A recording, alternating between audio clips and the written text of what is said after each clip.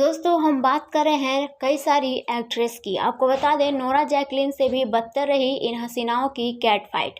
थप्पड़ तक जड़ा फिर नहीं किया साथ में काम। आपको बता दें कि नोरा फतेही ने जब से जैकलिन फर्नांडिस के खिलाफ मानहानि का केस दायर किया है तब से एक बार फिर से सोशल मीडिया पर फैंस बॉलीवुड की कई और कैट फाइट को याद करने लगे हैं। आज हम आपको उन अभिनेत्रियों के बीच हुई कैट फाइट की बात करेंगे तो जो नोरा जैकलिन के बीच चल रही है। आपको बता दें हम बात कर रहे हैं नोरा फतेही ने अभिनेत्री जैकलिन फर्नांडिस पर दिल्ली की एक अदालत में मानहानि का मुकदमा दर्ज कराया है। आपको बता दें कि उन्होंने अपने बयान में कहा है कि जैकलिन और सुकेश चंद्रशेखर के साथ 200 करोड़ के मनी लॉन्ड्रिंग केस में उनका नाम गलत तरीके से घसीटा गया है। अब नोरा ने इन आरोपों को जैकलिन फर्नांडिस के वकील ने गलत करार दिया और कहा कि उनकी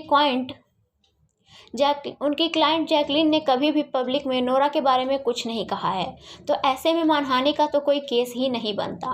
आपको बता दें कि सुकेश चंद्र से जुड़े 200 करोड़ के जबरन वसूली के मामले में नोरा और जैकलिन दोनों से परिवर्तन निदेशालय लगातार पूछताछ कर रहा है। हम बात कर रहे हैं कैटरीना कैफ और दीपिका पादुकोण की। दीपिका पादुकोण और कैटरीना कैफ अब संबंध उतने खराब नहीं हैं, लेकिन रणबीर कपूर के कारण दोनों के संबंधों में दरार आई थी। कहा जाता है कि कैटरीना से नज़दीकी बढ़ने के बाद रणबीर ने दीपिका से नाता तोड़ लिया था। शायद यही वजह थी कि कैटरीना और दीपिका की दुश्मनी की। ऐसे में दीपिका और कैटरीना के बीच हमेशा एक दूरी रही। हालांकि दीपिका की शादी में कैटरीना कैफ ने शामिल होकर पुरानी दुश्मनी भुला दी और फिर से एक दूसरे के करीब आ गए। हम बात कर रहे हैं सोनम कपूर और ऐश्वर्या राय की। भले ही एक दूसरे की कॉम्पिटिटर नहीं रही, लेकिन दोनों के बीच काफ़ी कहासुनी हो चुकी है। बता दें कि दोनों ने अलग अलग समय में अपने फिल्मी करियर की शुरुआत की, लेकिन अब जब एक ब्रांड का एंडोर्समेंट की वजह से दोनों के बीच कैट फाइट हुई थी। ये मामला साल 2009 का है, जब ऐश्वर्या के साथ सोनम कपूर को ब्रांड एम्बेसडर घोषित किया गया। आपको बता दें कि ऐश्वर्या नाराज हो गई और उन्होंने सोनम के साथ रेड कारपेट पर जाने से मना कर दिया। उनका मानना था कि सोनम उनसे काफ़ी जूनियर हैं। ये बात यहीं ख़त्म नहीं हुई, क्योंकि एक इवेंट के दौरान सोनम ने उन्हें आंटी कह दिया था, जिसके बाद दोनों के बीच अनबन काफ़ी बढ़ गई थी।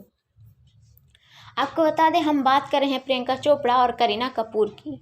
करीना कपूर की वो कैट फाइट तो आपको याद ही होगी। दोस्तों हम बात कर रहे हैं प्रियंका चोपड़ा और करीना कपूर की वो कैट फाइट तो आपको याद ही होगी, जिसमें प्रियंका का शाहिद कपूर के साथ डेट करना और करीना का प्रियंका के एक्सेंट का मजाक उड़ाना। आपको बता दें कि करीना ने कॉफी विद करण में प्रियंका चोपड़ा के एक्सेंट पर ही सवाल उठा दिया। करीना ने कहा था कि प्रियंका इतना बनावटी एक्सेंट लाती हैं कहाँ से। आपको याद दिला दे कि इन दोनों को फिल्म ऐतराज में साथ में देखा गया था। फिल्म काफ़ी बोल्ड सब्जेक्ट पर थी, जिसे काफ़ी पसंद किया गया।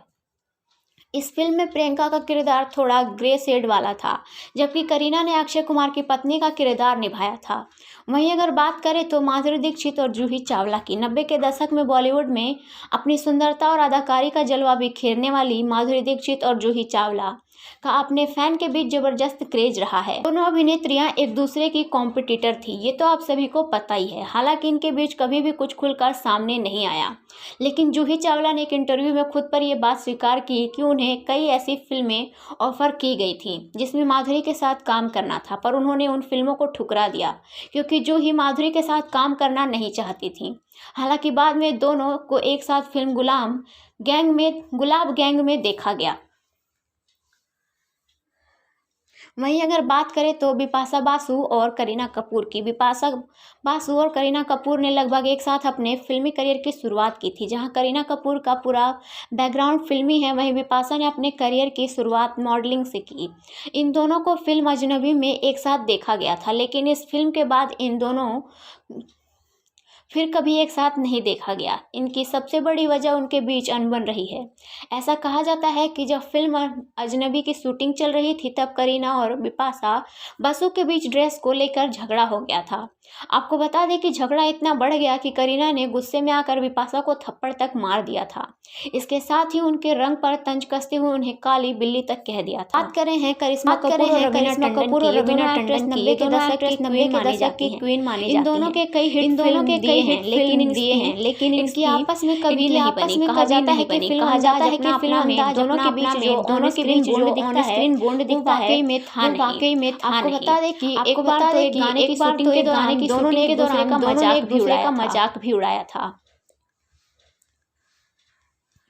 वहीं अगर हम आपको बता दें, हम बात करें श्रीदेवी और जयप्रदा दोनों अपनी खूबसूरती के साथ ही अपनी शानदार एक्टिंग से कई सालों तक दर्शकों पर राज बता दें। जब भी थोड़ी बात की जाती है तब ऐसा कहा जाता है कि जितेंद्र जयप्रदा और श्रीदेवी जिस फिल्म में आ जाए वो हिट होनी ही। लेकिन आपको जानकर हैरानी होगी कि जयप्रदा और श्रीदेवी की ऑफ स्क्रीन केमिस्ट्री कभी अच्छी नहीं रही।